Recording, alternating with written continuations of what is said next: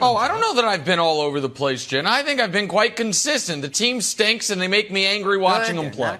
Oh. That's how I felt. I was angry watching this basketball game last night. There it is. And I was angry because this was not just a great LeBron performance. This was we haven't seen a LeBron performance quite like this one, Wilds, in more than a dozen years. This is the most points he has scored in a game without hitting a three since 2010. This was, in fact, it's the most points he's ever scored in a game without hitting a three, getting fewer than 10 free throws, because the league decided this year that LeBron doesn't get to go to the line. If you look at him compared to all the other leading scorers, LeBron never gets the calls. That's fine. Oh, just look it up, Wilds. It's just the data. I know you don't like numbers and data. You're an eye test guy, but the data screams it. So it made me mad. And I imagine it's a similar feeling that Kevin Durant fans, not really Brooklyn Net fans, because I don't know if those people exist, but Kevin Durant fans got watching KD put on an almost as good performance himself last night. Because 10 years ago, Wilds, LeBron and KD were the best two players in basketball, and they met in the NBA Finals. 5 years later, they were still the best two players in basketball, and they met in the NBA Finals again. 5 years after that, we sit here today. I don't think they're the two best players in basketball, but I think they are two of the three. I think it's Giannis, LeBron, KD. Close. And their two teams are fighting for the play-in. No championship hopes whatsoever.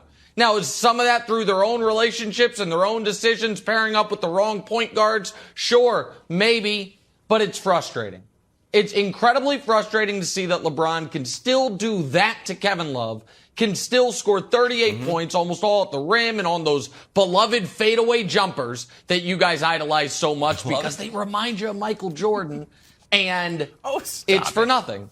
It's for a good night of basketball, and that's it. Because we don't know, Wilds, how many more of these years he's got left. He's averaging 30. We don't know how many more years of this we got left, and it's frustrating. Know that. Okay. Here's what you said. You were mad. You're frustrating. You're frustrated, and you're also impossible to work with. You know why? Because all I hear about 2 hours, 5 days a week. Gotta appreciate LeBron. You know, Broussard, appreciate LeBron. Appreciate the greatness. Wake up in the morning, tell my kids, hey, did you brush your teeth? Yeah? Did you make your bed? Yeah? Did you appreciate LeBron? No? Back to your room. Get back up there. All I hear about, I gotta appreciate LeBron every morning, every day of my life. And guess what I'm doing? I'm deciding to appreciate LeBron. And you're sitting here frustrated and mad that LeBron's not going to win a championship. You know what you should do? Appreciate him. That's what I did. Had a great dunk on Kevin Love last night. I said, you know what? I'm going to appreciate this and put this into some historical context. He said he didn't think this dunk was, part of his career highlights. I disagree. I think it's the perfect nexus, Broussard, of these three kind of best categories of dunks. This dunk was one of his greatest of all time, maybe top 10, because it was a notable name, had a jaw-dropping aspect, and I think it defines a little bit of his Lakers tenure. Besides the championship, you know what? He can still do it at an old age and dunk on his old friend in Cleveland. So I appreciated the dunk, and I appreciated the game. I'm not sitting here frustrated and mad in my feelings.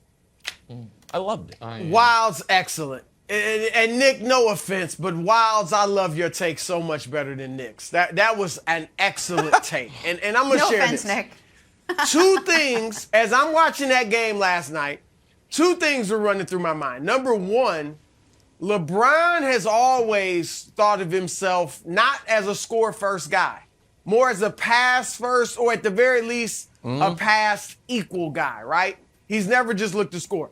I think this year, for the first time in his career, and it probably wasn't even at the beginning of this year, but somewhere middle of the year or quarter point of the year, whatever. Once AD went down. LeBron began thinking, yes, score first. And this is what we get. We're getting one of the most stunning scoring performances in NBA history. A 37-year-old leading the league in scoring, and that was the first thing running through my mind. The second thing was puncher's chance. You cannot tell me that the Lakers do not I am not coming off this corner And Nick's going to be joining me. He's looking for a way to join me in a few days. Trust me. The Lakers still have a puncher's chance. Now, puncher's chance isn't a prediction of victory. Puncher's chance isn't saying they're winning the championship. It is just saying they are dangerous still, and they have a shot. That they are Deontay Wilder against Tyson Fury. And if they connect, they can knock you out. Look, Cleveland is a good team. Cleveland is a playoff team fighting for playoff position, and they went in there and beat them. Yeah. Friday night, Toronto, a playoff team fighting to get out of the play-in, and they went into Toronto and beat them. When they add Anthony Davis, now obviously this all depends on getting AD back healthy. When they add Anthony Davis, they will be one of two teams joining Philadelphia. Nick might not even put Harden in there in the top 10. But they'll be one of two teams with two top 10 players in the NBA. And listen to this with Anthony Davis. He's in his third year with the Lakers. First year there, they win the championship. Second year, last year, they're 21-6 when AD gets hurt, like early in the season. He comes back right before the playoffs, and they have Phoenix, the eventual Western Conference champion, down 2-1 when AD gets injured early in Game 4. Yeah. And so if AD's back healthy, Nick, I'm leaving room on the corner. I'm standing here there's a spot next to me on the puncher's chance corner. Come on down, bruh. Yeah, I'd love to be there. There's so much to digest here. Kevin Wildes, I'm glad you're appreciating LeBron this morning, because last week you were encouraging us all to not be able to appreciate LeBron because you wanted him to play 4 more games the rest of the year. So I'm just a little bombarded by the different LeBron James opinions coming at me from Kevin Wildes. Yes, this was one of them. He managed to play all the games leading up to it and still give us 38, 11, and 12. That's first point. Second point, you said, Brew, 30 points per game at 37 years old.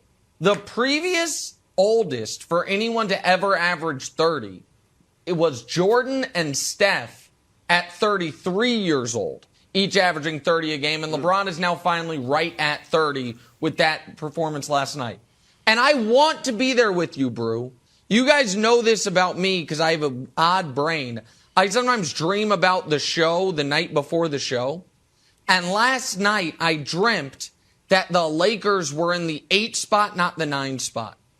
And the reason that would have mattered is because if they're the 8 spot, I dreamt about pitching it as a segment. If you're in the 8 spot in the play-in, you win the play-in, you get the 7 seed. And I'm like, oh my God, they have a chance. Somehow Minnesota went on like an 11-game losing streak in my dream in one day. But the problem with puncher's chance is the Lakers have made it so no matter what, if they make the playoffs, they are playing the Suns. And I just don't think they can do it. I know they were up 2-1 on Phoenix last year. I do not think they can win back-to-back Game 7s essentially in the play-in and then win 4. They haven't won back-to-back games, by the way, since early January. It's the longest streak of any team in basketball that hasn't won back-to-back games. So they had to do that. Then they'd have to go win 4 out of 7 against Phoenix. I don't think it's realistic. So I don't think they have a puncher's chance, and it makes me angry watching them play when I see LeBron. Thanks for watching. Subscribe here to get the latest from the show. Also, be sure to check out more of the best clips from First Things First, or go watch a few segments from our other shows on FS1.